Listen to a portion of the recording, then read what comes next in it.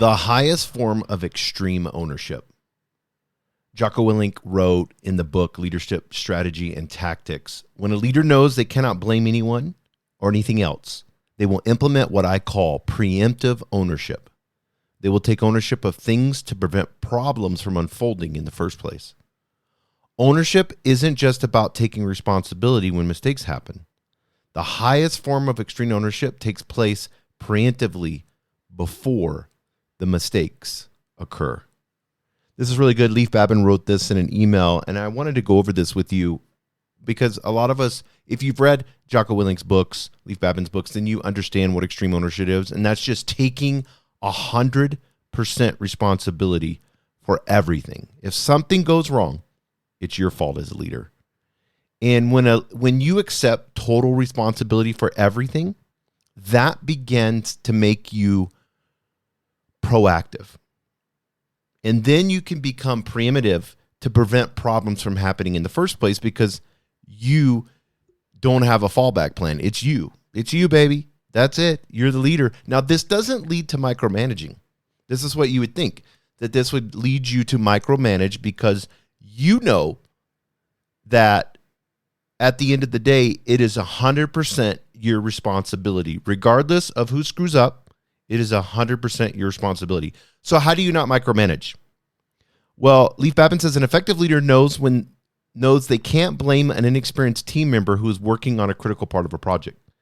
They will make the extra effort to train that team member. Coaching, training. I push this all the time, guys. As a leader, this is your main job. 80% of your time should be coaching and training and having meetings, which is coaching. I'm not talking about the meetings that you're doing now. I'm talking about coaching meetings. And I've had tons of podcasts about meetings. You can look those up. So are you training? Majority of time. Are you coaching? Majority of the time. You should not be doing tasks. Those should be delegated for someone else to do them. You are a leader, not a manager. Big difference.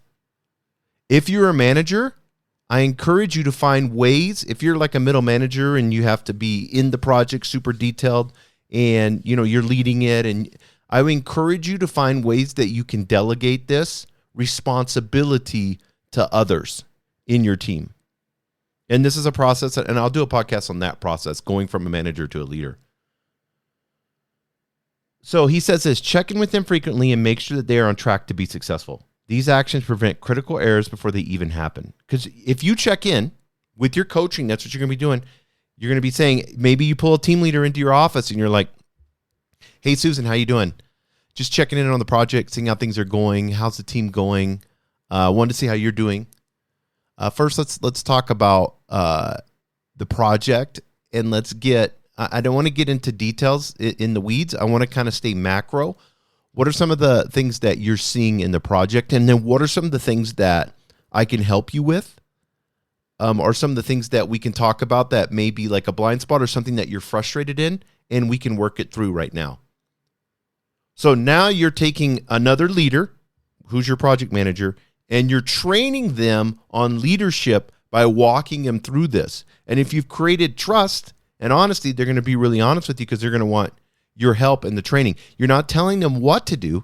Now you begin to ask questions. Oh, what's so frustrating? Well, I've got two members that just, they're not responding quickly on Slack, and, they make excuses for the project and they're not coming to the meetings. Oh, okay. So we have them not taking ownership. Okay. So Susan, we have two members on your team of 7. 2 of them are not taking ownership. How do you think, see, look at this. I'm going to ask a question. How do you think, Susan, that you could get them to take ownership? Let's start with person 1 first, and let's go over their personalities and some of the things that you think that you can do to get them engaged into this project. And then let's do number 2. So let's start with person number 1 first. Let's say it's Tyrone. Person number 1 is Tyrone. How do we get Tyrone engaged? And then she's going to share, well, he's done this, and this is how it goes, and this, and that. And then she's doing 80% of the talking. My 20% is just asking questions. So what do you think so after she says all that, I'll say, what do you think a game plan is for Tyrone that you can implement? See, I'm not involved. I'm not doing it. I don't need to talk to Tyrone. She can handle it. See how this goes?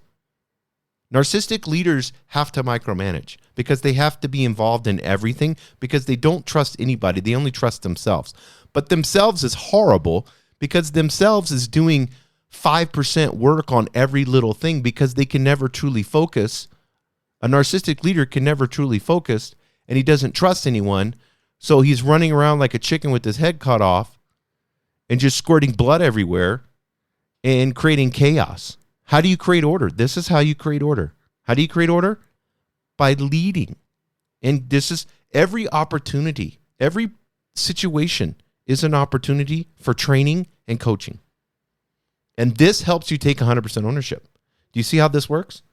Now she comes up with person one. She comes up with the whole game. She took ownership. Susan took ownership of Tyrone because she came up with the game plan and she's going to implement it. And all you have to do is put a reminder of a week later to schedule a meeting with Susan to see how it's doing with person A and person two. And then she's going to come in your office a week later and say, you know what I came up with Tyrone is so awesome. I really appreciate your advice, boss, because I did this and this, and now he's engaged. Still having a couple issues with person number two, but she's having some personal issues. What do you think about this, or this? Okay, well, now that we've got some new information, let's set a game plan for her. Once again, I'm going to ask a question. So I'm going to say on person number two, we'll call her Teresa.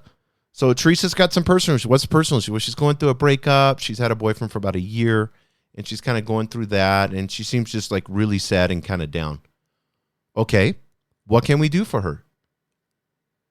Is she the type of person that would want us to kind of get close with her and take her out to lunch and, maybe get her some flowers? Or, is she the type of person that would accept, like someone caring for her, loving her? Is there another person on the team that's really close to Teresa? What do you think?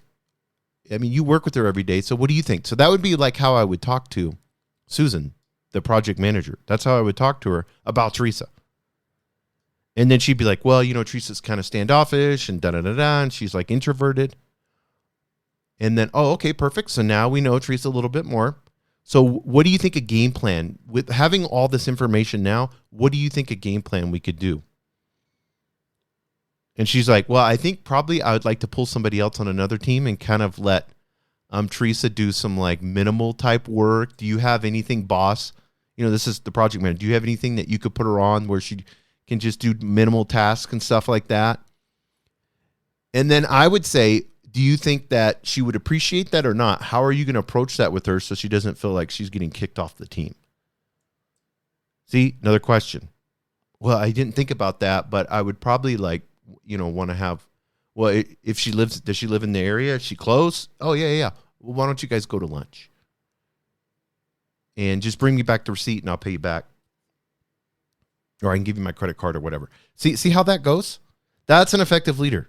Working with an inexperienced team member. And Leif Babin says this, a leader can't control the weather, but a leader who understands that bad weather is not an excuse will take preemptive ownership to ensure contingency plans are in place. It eliminates all your bullshit biases and excuse, doesn't it? When you take 100% extreme ownership, no matter what happens, you're taking ownership, it eliminates all the excuses. I make so many excuses constantly every single day. Why I don't want to work out, why I should eat this bad food, why I can skip on this and I don't really have to do this and I don't need to pay attention to this, I don't need to call this person. My ego wants me to be so introverted and so comfortable and just slowly kill myself full of comfort. My ego wants me to eat pizza every day. It wants me to have ho-hos. It wants me to eat Krispy Kreme donuts, which I absolutely love. It wants me to do that milkshakes every single day. That's what my ego wants. It doesn't want me to talk to anybody. It just wants me to hang out and get caught up on all the Netflix and Hulu and all those shows and just lay around all day long. That's what my ego wants. That's not going to happen because I have to take extreme ownership. And he says this, when a leader accepts total responsibility for everything that impacts their mission, extreme ownership becomes not just retroactive, but preemptive to prevent problems from happening in the first place. And he has an action plan, and I really love this in closing. He says this week, analyze where you can provide additional support, oversight, guidance, or check in to prevent potential problems from happening. Once you've determined potential problem areas, take action to avoid those problems before they occur. I say this, if you have decentralized command, take action in the sense of who do you need to coach? Who do you need to ask questions to? What guidance or training can you give? Maybe you've got a brand new leader. That's going to take a lot of training. It's going to take a lot of your time to spool them up. It's worth it. It 10Xs you. Creating leaders 10X you. And everyone can be a leader. From the janitor, they can lead. Decentralized command, they can make decisions. Every single person on your team can be a leader. So determine potential problems, take action, avoid the problems. This is preemptive ownership. And then at the end, in all caps, he says this, and I love it. Make it happen. Thank you for joining us on the Albuquerque Business Podcast. And thanks to our sponsor, RigbyDigital.com. Make sure to subscribe and share. And go to abqpodcast.com. Get show notes, resources, and links to everything we talked about today to help you navigate your journey as an entrepreneur and business owner.